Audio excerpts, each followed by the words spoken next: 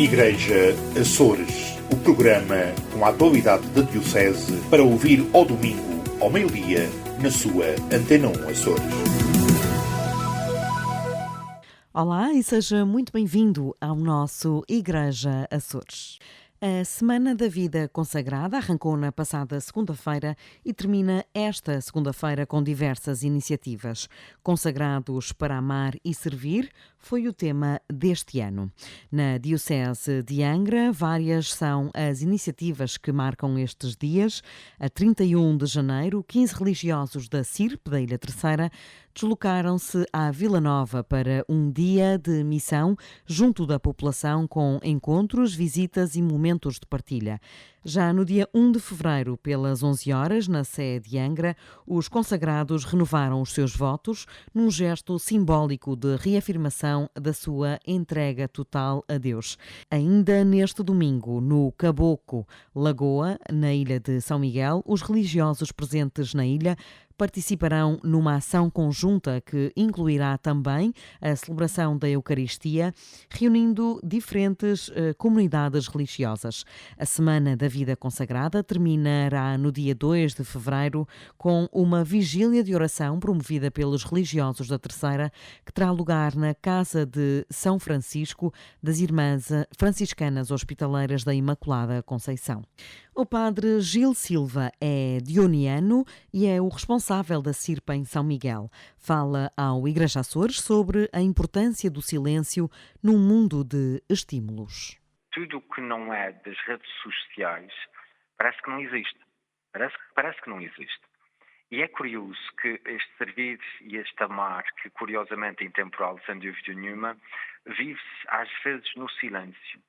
E o resultado é às vezes as pessoas que têm esta oportunidade de, possivelmente, de serem ajudadas ou por um padre, ou por uma irmã religiosa, ou por um irmão religioso consagrado. E às vezes esse encontro pode ser revelador de uma luz que é distinta, ou por uma alegria, ou por uma palavra, ou por um gesto. E o gesto do servir. Eu posso imaginar e eu posso ver e vislumbrar, por exemplo, as irmãs vitorianas com o seu cuidado aos mais idosos. Eu estou a pensar nas irmãs de São José Coligny com cuidado nas crianças. Eu estou a pensar nas irmãs de Santa Face que têm essa atenção aos pobres e à assistência social, ou às irmãs de Bom Pastor, que também têm esse dom, aos dionianos com este serviço à igreja, nas paróquias e no centro missionário. Eu posso também pensar na educação das irmãs que estão na povoação. Eu poderia enumerar as congregações e ao longo do ano, no silêncio, às vezes não tanto em silêncio, porque às vezes temos algumas iniciativas que não fazemos tanta publicidade, mas juntos nos reunimos e vamos para um sítio. E quando vamos para este sítio, nós levamos esta alegria, ou às vezes este silêncio. Este silêncio meditativo. Agora diz-me, mas o mundo não quer silêncio. É verdade. Talvez seja contracorrente, talvez a gente... Eu não digo que seja desadequado, porque o silêncio é tão importante para sabermos servir e amar. A irmã Helena Godinho é franciscana hospitaleira da Imaculada Conceição há 40 anos e garante que ninguém perde a vida quando se entrega a Deus. No meu tempo, portanto, que já lá vão 40 anos, os desafios possivelmente até não eram outros, poderiam ser apresentados de outra forma, mas o grande desafio era sempre seguir Jesus Cristo na vida consagrada, em fraternidade, na pobreza, na obediência e na castidade. E sempre na entrega ao outro, na doação da minha vida ao serviço do outro. Esses desafios, obviamente, que foram numa sociedade diferente da sociedade de hoje, mas que também tinha as suas situações em que vivíamos com muitas dificuldades, se calhar, com mais do que hoje, e em que tínhamos menos instrução, menos escolaridade, mas em que tínhamos famílias que nos apoiavam a tomarmos uma decisão pela vida consagrada e que também rezavam connosco em casa pela vocação, para que os filhos pudessem escolher aquela vocação a que o Senhor os chamava e que realmente iam ser felizes. Eu acho que nós, com a nossa própria vida, mostrarmos e os jovens viverem connosco e sentirem que nós somos felizes na vida consagrada é extremamente importante. Mas, para além disso, é preciso despertar as famílias para esta vida de oração, de presença junto das crianças, dos jovens, pegarmos na Bíblia, pegarmos na palavra de Jesus, vermos aquilo que Ele nos diz hoje e também o exemplo das famílias, não é? Porque hoje em dia também as famílias não assumem os compromissos definitivos. E se é uma cultura em que não há compromissos definitivos, obviamente os jovens também não os vão querer assumir. No entanto, eu acho que cada vez mais, quando os jovens assumem compromissos definitivos, também são felizes neles, porque a insegurança também não dá felicidade. E muitos jovens acabam por não assumir compromissos definitivos e depois também acabam por não ser felizes. Já encontrei vários que me disseram, pois eu não tomei a decisão na hora certa, não é?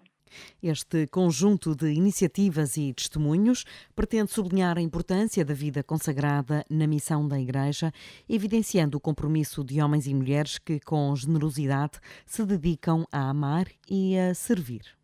O Centro Pastoral Pio XII recebeu este fim de semana o encontro de professores de Educação Moral e Religiosa Católica.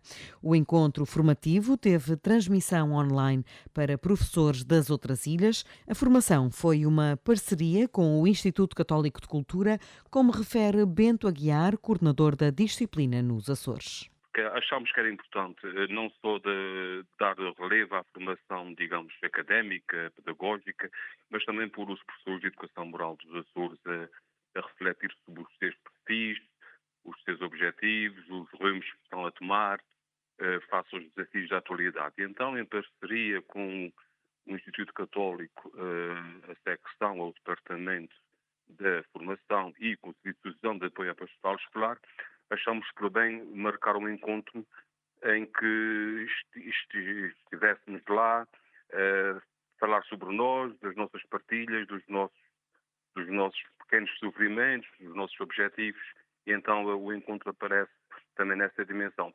Para também salvaguardar uma questão que é muito importante a meu ver, que é a parte da participação na comunidade paroquial dos professores de educação moral ao nível da participação eclesial e espiritualidade, porque acreditamos cada vez mais que é isso que nos pode alimentar para enfrentar os desafios que todos os dias, a nível social, pedagógico, legislativo e também económico e político, com os contornos atuais, achamos que era importante então reunirmos para em família e com a família dos professores fazermos essa reflexão. Mais do que um encontro de formação, porque também é importante e certamente haverá chegas sobre isso, é um encontro de olharmos para nós mesmos e vermos os rumos que queremos tomar. Por isso convidamos o Luís Silva, nosso colega de Educação Moral da Diocese de Aveiro, que tem estado ligado há muitos anos à elaboração dos manuais e também a escola virtual, e recebemos o apoio sempre presente e muito importante, imprescindível do SNEC, tanto é que o nosso diretor e o professor Cordeiro, que é o coordenador do departamento, estarão cá. Ou seja, é um momento também de pararmos um pouquinho e vermos desde Santa Maria ao Curvo como é que estamos e para onde é que nós queremos ir.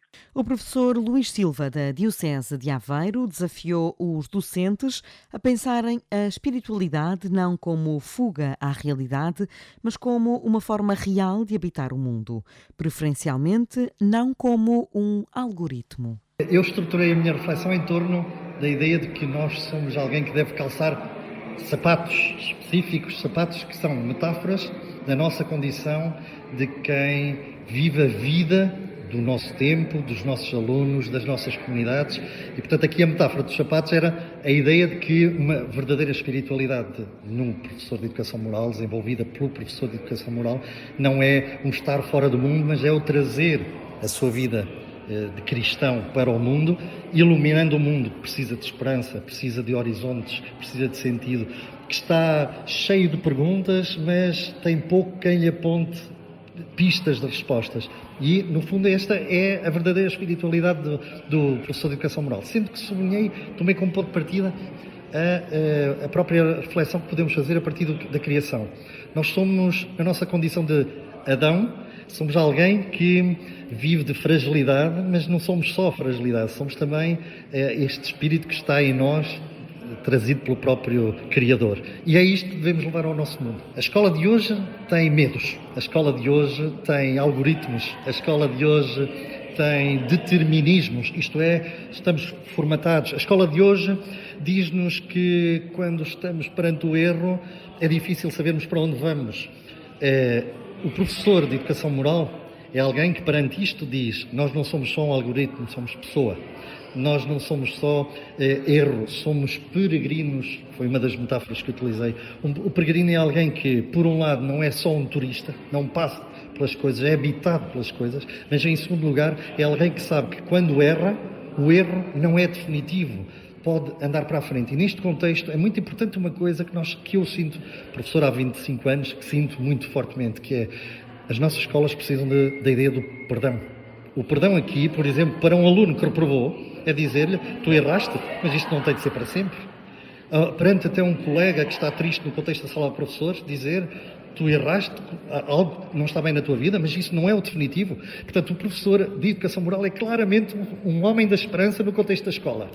Já Ana Abelha, professora da disciplina em vários ciclos de ensino, foi a oradora da tarde deste sábado. Toda a minha experiência, partilhar um bocadinho da minha experiência do que é ser professora de educação moral, desde o primeiro ciclo até ao secundário. Foram várias fases da minha vida, mas acabo por ter um bocadinho de experiência nos vários anos. É um desafio constante, é exigente, mas é estar presente através do diálogo, do cuidado, da atenção, porque é isso que os nossos meninos acabam por necessitar da nossa parte também. Hoje é professora, mas já foi aluna. É muito diferente o contexto de uma sala de aula do tempo em que era aluna e o tempo em que é professora? Sim, em vários sentidos. Há muitos desafios, até porque nós temos aqui uma questão da instabilidade emocional. Cada vez mais a gente vê isto. E nós, como professores de educação moral, também acabamos por ter que lidar e tentar contornar muitas situações neste campo.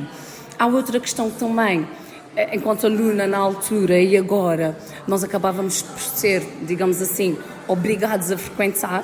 Atualmente, um dos desafios acaba por ser as próprias opções em que as várias escolas oferecem, até porque nem todas não fazem as escolhas de igual forma. Cada escola acaba por arranjar outras opções e às vezes nem sequer está no campo do desenvolvimento pessoal e social. A iniciativa mobilizou a quase totalidade dos professores de Educação Moral e Religiosa Católica dos Açores, presencialmente ou por via telemática.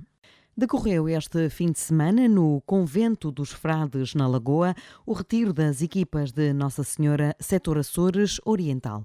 O Príncipezinho e o verbo cativar estiveram no centro das reflexões.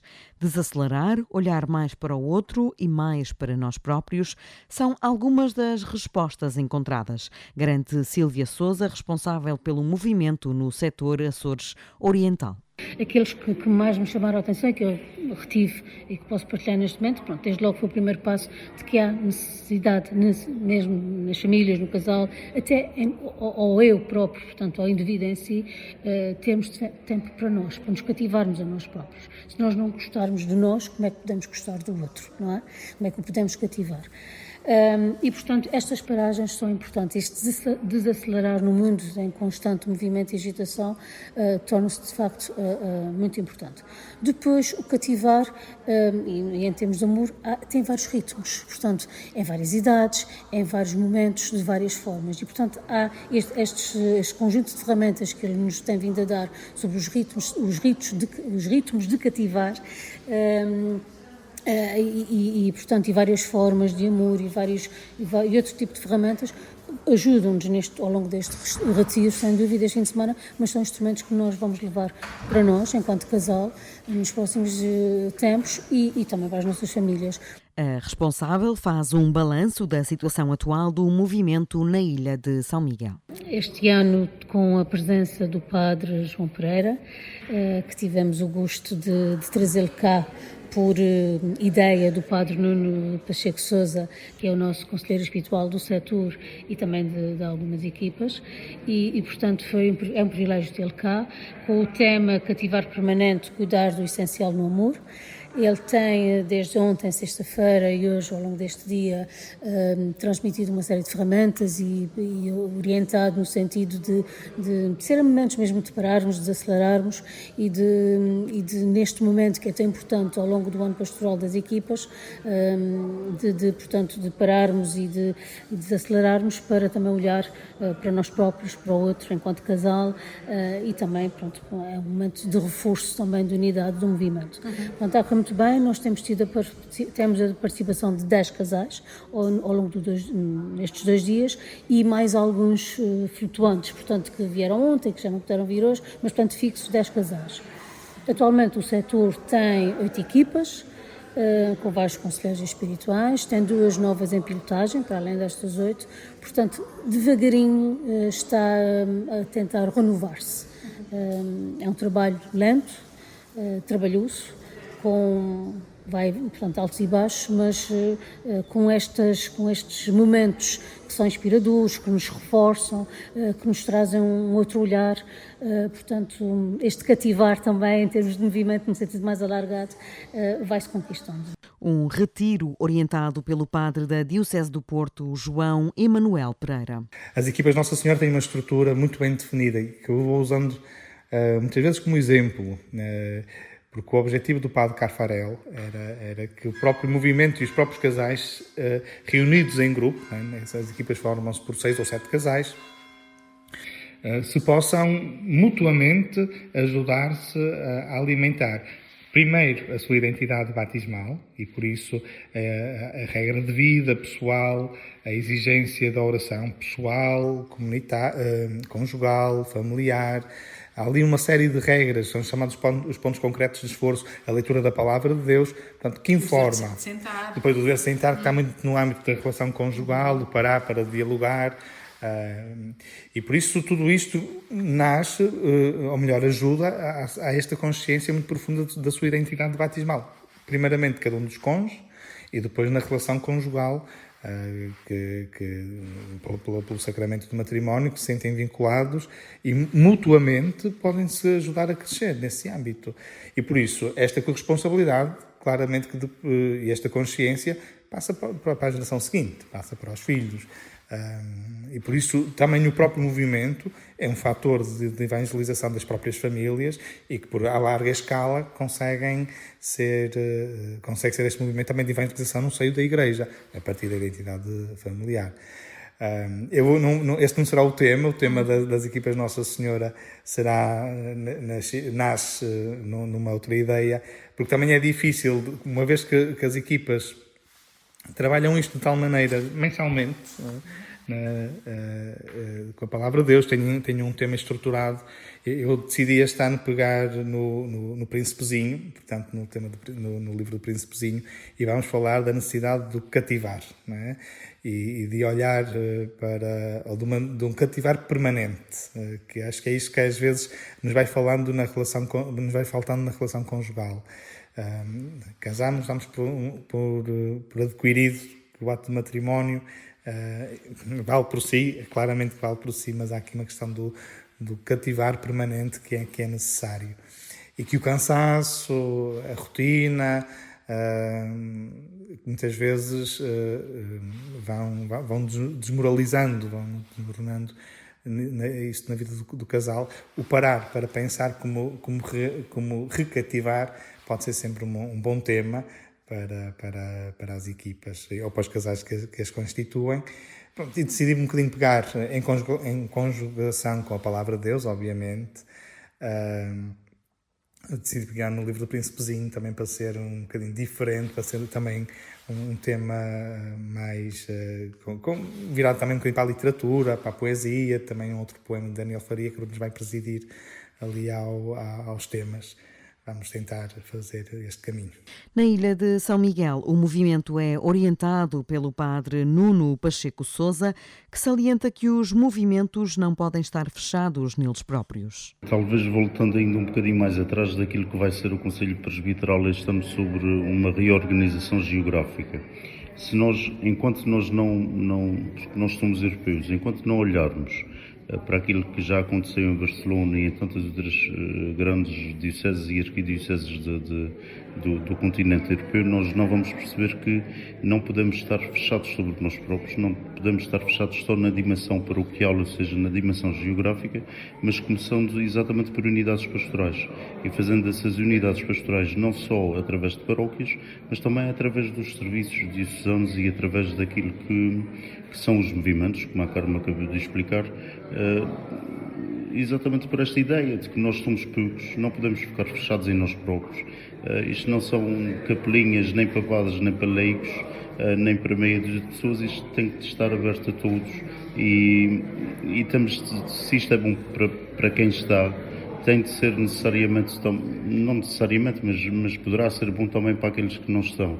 E se nós quisermos apenas moldar os movimentos e os variados tipos de pastoral ou formas de pastoral que nós temos, a nós próprios, ou às nossas ideias ou agendas pessoais, aliás, como o Papa Leão acabou de espicaçar, digamos assim, os cardeais, o colégio cardinalício, a Igreja e os movimentos morrem sobre si próprios. O sacerdote enumera ainda algumas medidas para trazer mais casais para as equipas de Nossa Senhora. Uma delas é endereçar convites mais individualizados. Olha, talvez por aquilo que nós fomos conversando na partilha do almoço deste retiro, que falávamos que era preciso olhar um tu a tu com os casais talvez mais novos e mesmo aqueles que têm alguns filhos também mais novos, que já têm uma família formada, para que eles possam se sentir necessários na igreja, possam se sentir necessários neste movimento, até para dar a conhecer o movimento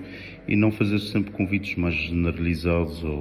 E temos apostado muito nisto, em casais que trazem outros casais, seja amigos de casais de equipas que já estão formadas e que já caminham e que vão sendo convidados, vão vindo também em convívios de amigos sobre as equipas, ficam curiosos e nós temos composto algumas equipas por aí.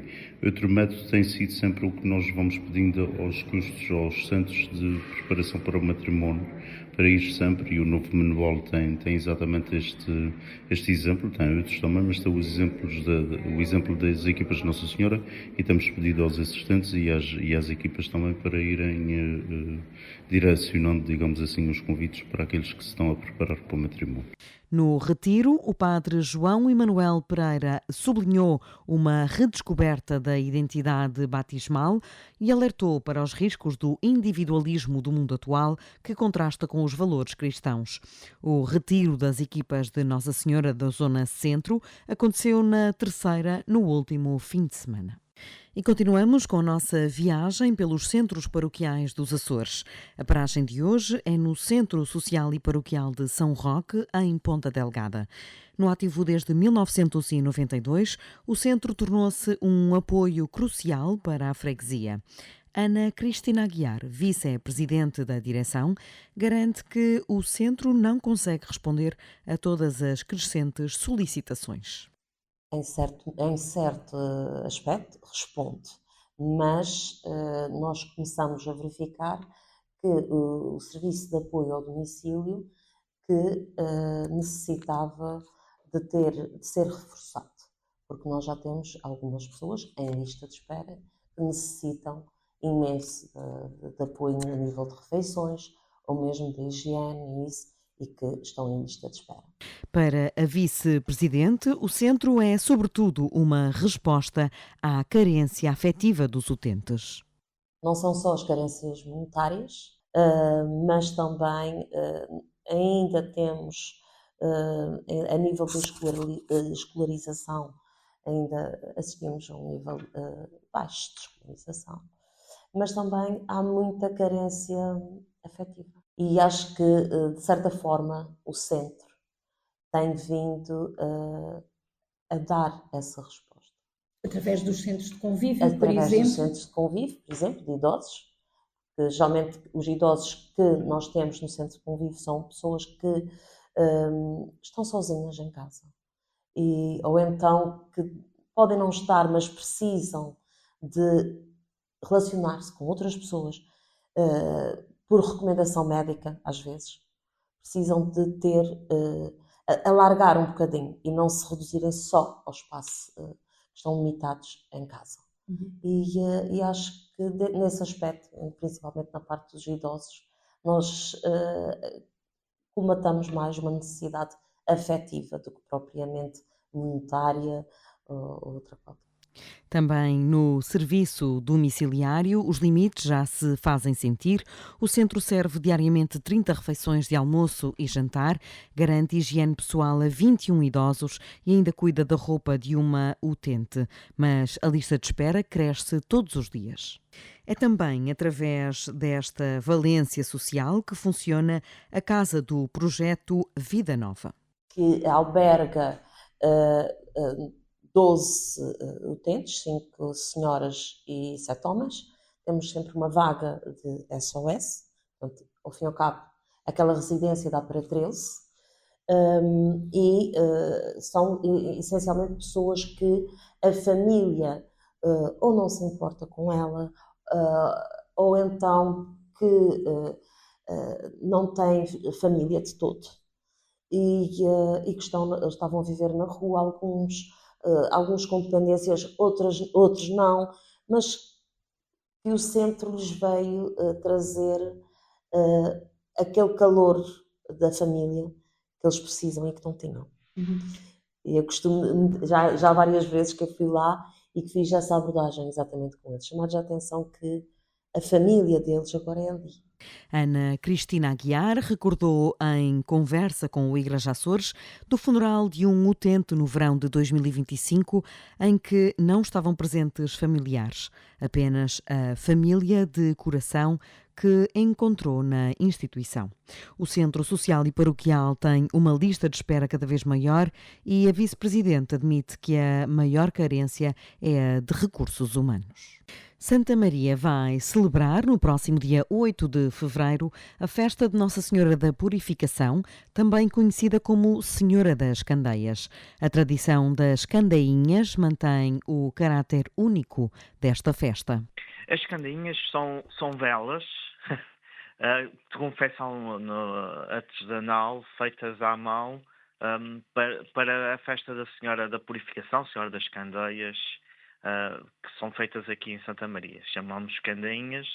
É uma vela mais fininha, não é assim uma vela muito grossa, mas que é confeccionada sempre para a festa da Senhora das Candeias. Padre João Ponte, pároco da paróquia de Santo Espírito, sobre esta festa que assume uma dimensão de ilha. Pois, eu creio que eles procuram esta luz, esta proteção que vem do próprio Deus, não é? A luz significa sempre abrir-nos ao escuro e iluminarmos as situações mais diversas de nossas vidas. Por isso que muitas vezes nós acendemos as velas aos santos para pedir alguma graça, alguma iluminação que possa nos dar na nossa vida. E as pessoas, neste caso, a Senhora da Purificação, que também aqui também é chamado Senhora das Candeias, as pessoas procuram esta busca para a proteção de Maria e, sobretudo, a iluminação para as diversas situações da sua vida. Uma festa que, para estes fiéis, encerra o tempo de Natal. As candainhas são feitas pelos próprios fiéis, que se reúnem 15 dias antes da festa para a sua produção. No dia 8 vamos ter missa solene ao 12h30, com o rito da benção das candainhas, e depois da missa teremos o leilão. No dia antes, na véspera, vamos introduzir este ano pela primeira vez termos a primeira edição do Festival Serenata da Luz. É uma inovação que estamos a tentar fazer nesta festa da Senhora da Purificação, que será às 20 horas na Igreja de São do Espírito, no sábado, que vai ser como Cantar às Estrelas nas outras ilhas, adaptando também um pouco, elevando um pouco da tradição de Santa Maria e dos grupos de reis e de várias capelas da nossa ilha. A festa acontece sempre no domingo seguinte ao dia 2 de fevereiro. Este ano a festa da Senhora da Purificação acontece a 8 de fevereiro. Entre Vistas, com o Padre Teodoro Medeiros. Esta semana o filme proposto é Elefantes Fantasma, de Werner Herzog. Trata-se de um documentário, uma epopeia, em busca dos elefantes do título, uma variante em que estes animais são muito altos. Rodado em Angola, apresenta os traços comuns dos documentários do realizador. Poesia visual na apresentação da natureza, holofotes sobre pessoas únicas, uma história arrebatadora e que acaba bem. A projeção do filme, no Teatro Micalense, por ocasião do Festival de Cinema de Ponta Delgada, seguiu-se uma rica entrevista com Herzog, que se prolongou por cerca de 2 horas. Na segunda parte, o público reunido pôde colocar questões. A ocasião foi aproveitada pelo Entrevistas, que o questionou sobre a possível interpretação religiosa de uma cena dos seus filmes. O Homem da Baviera não se comprometeu com, mas também não excluiu essa possibilidade que lhe foi apresentada, realçando que os seus filmes apresentam a condição humana nas suas várias manifestações. Foi uma resposta de mais de 5 minutos, mais um ato de generosidade desta figura única do cinema. Trata-se, afinal, de um dos realizadores mais originais da história da sétima arte. Este privilégio tem, portanto, um sabor a infinito. Bom visionamento, bom domingo e uma boa semana para todos. E é tudo no Igreja Açores de hoje. Nós estamos de regresso na próxima semana e podemos já adiantar que o convidado será o Padre Marco Martinho, ele que agora é ouvidor da Horta. Até lá, tenha uma excelente semana. Igreja Açores, o programa com a atualidade da Diocese para ouvir ao domingo, ao meio-dia, na sua Antena 1 Açores.